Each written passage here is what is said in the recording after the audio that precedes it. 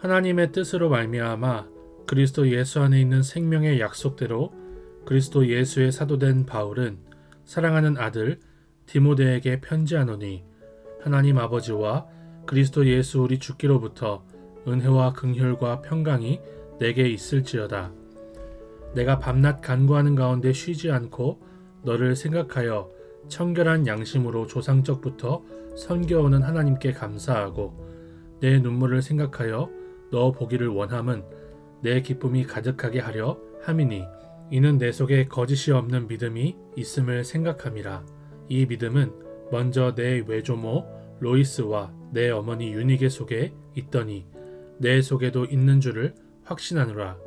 그러므로 내가 나의 안수함으로 내 속에 있는 하나님의 은사를 다시 부릴 듯 하게 하기 위하여 너로 생각하게 하노니 하나님이 우리에게 주신 것은 두려워하는 마음이 아니요 오직 능력과 사랑과 절제하는 마음이니 그러므로 너는 내가 우리 주를 증언함과 또는 주를 위하여 갇힌 자 된 나를 부끄러워하지 말고 오직 하나님의 능력을 따라 복음과 함께 고난을 받으라.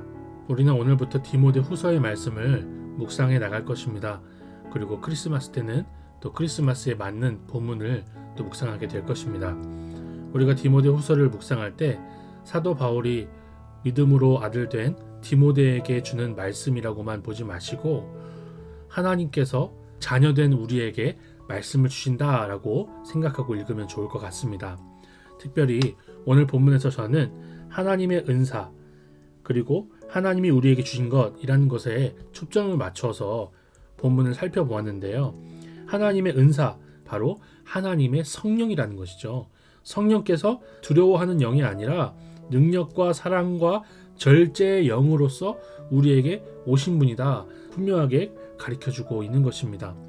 그러니까 사도 바울은 하나님의 뜻, 예수 그리스도 그리고 성령을 너무나 균형감 있게 잘 이 인사에서 담아내고 있는 거예요. 그러면서 사도 바울이 이 말을 하고 있는 이유는 무엇입니까? 디모데가 자신의 갇힌 것을 부끄러워하지 않고 하나님의 능력, 그러니까 하나님의 성령을 따라서 복음과 함께 고난을 받는 그 자리까지 나아가야 되고 성장해야 된다는 것을 말해주고 있는 것입니다. 주님께서 우리를 영적으로 어린아이로만 두시지 않고 주님을 위해서 고난을 받는 자리까지 가는 사도 바울처럼 성장하게 하신다는 것을 우리가 볼 수 있는 것입니다. 물론 할머니 로이스와 어머니 유니게에게서 신앙을 받은 것처럼 얘기하지만 이 사도 바울은 철저하게 하나님의 은사로 주셨다. 그리고 하나님의 성령을 주셨다라는 표현을 분명하게 하고 있는 거예요. 신앙의 자세는 부모에게서 배울 수 있지만 신앙은 철저하게 부모에게서 받는 것이 아니라 하나님이 주시는 것이다 라는 것을 읽을 수가 있었습니다. 땅의 일이 아니라 하늘의 일이라는 것이죠.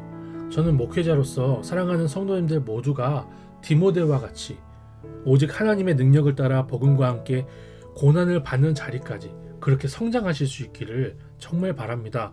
그런데 이게 제가 안달을 내고 인간적인 어떤 방법을 통해서가 아니라 하나님의 성령, 오직 하나님의 성령께서 하시는 일이라는 것을 인정하며 나아갑니다.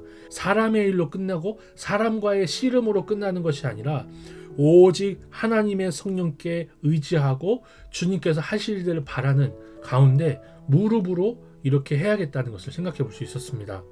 사도 바울이 멀리 떨어져 있는 디모데의 영적인 성장을 이렇게 원했던 것처럼 만날 수 없는 상황 가운데 멀리 떨어져 있어도 주님께서 사랑하는 성도님들의 마음 가운데 영적인 성장, 주님을 사랑하며 주님 앞에 절제하며 하나님께서 주시는 능력을 따라 복음을 위해 고난받을 수 있는 그런 영적인 성장을 주시기를 소망합니다. 하나님 아버지, 우리에게 선물로 주신 성령에 의지하여 사도 바울이 그랬던 것처럼 주님을 위해 복음과 함께 고난을 받기까지 주님을 사랑하는 우리가 되게 하옵소서. 우리가 주님 안에 두려움 없이 고난을 받을 수 있는 것이 사람의 일이 아니라 주님의 일하심인 줄을 믿고 오늘도 믿음으로 발걸음을 내딜 수 있게 하옵소서. 그러한 영적인 성장을 허락하옵소서. 예수님의 이름으로 기도드립니다. 아멘.